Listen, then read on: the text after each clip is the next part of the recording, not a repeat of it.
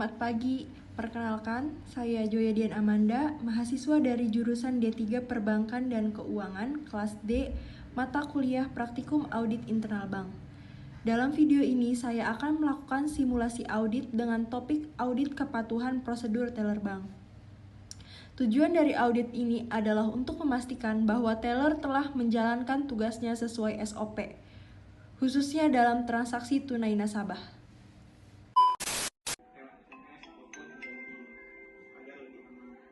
Nomor antrian 1 di loket 1.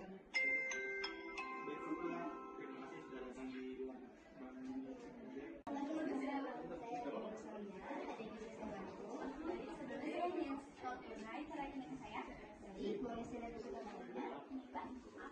Terima ya Bu. Ingin saya tunai sebesar? Oh iya, saya ingin menyetor tunai sebesar 1 juta. Boleh saya ambil? Ya, terima kasih. Saya akan menghitung dulu ya Bu. Ya.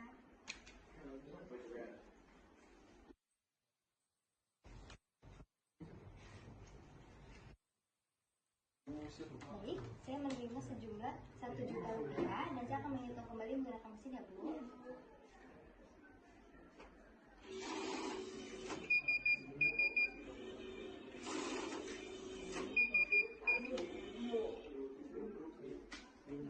Sejumlah 1 juta rupiah. Saya akan proses ya Bu. Iya.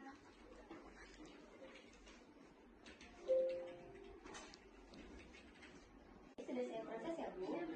Uangnya di buku rekening sudah masuk sebesar 1 juta rupiah dan saldo itu sekarang di saldo rekening tersedia 1 juta 600 rupiah. Terima kasih Mbak. Terima kasih Bu. Semoga hari bisa menyenangkan.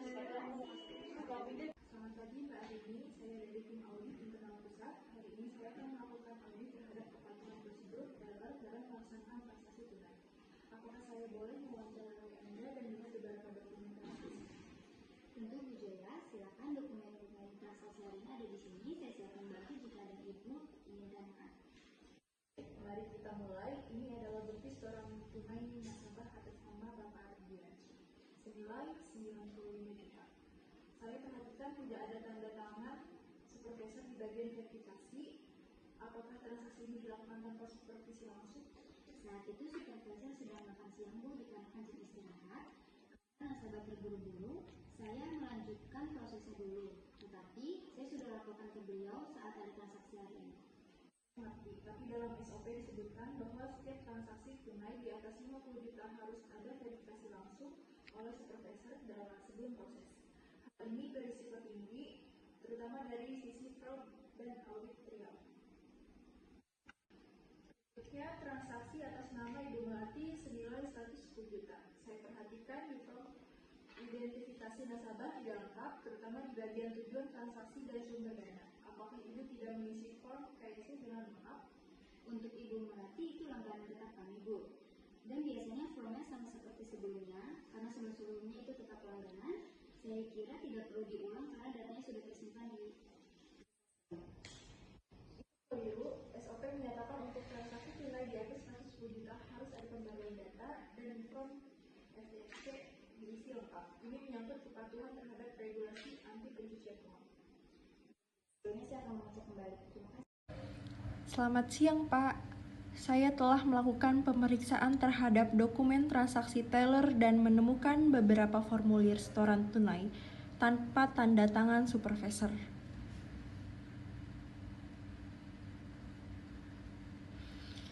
Pelanggaran ini menandakan ketidaksesuaian dengan SOP dan berisiko membuka celah terhadap manipulasi data transaksi, serta menimbulkan risiko operasional dan kepatuhan.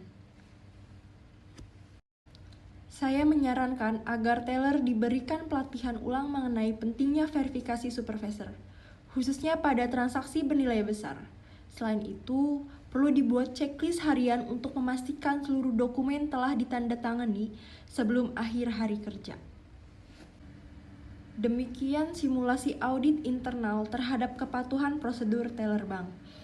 Saya menemukan adanya dokumen yang tidak sesuai SOP dan telah memberikan rekomendasi perbaikan. Dari simulasi ini, saya belajar bahwa pengawasan dan kepatuhan terhadap prosedur sangat penting dalam menjaga integritas operasional bank. Terima kasih.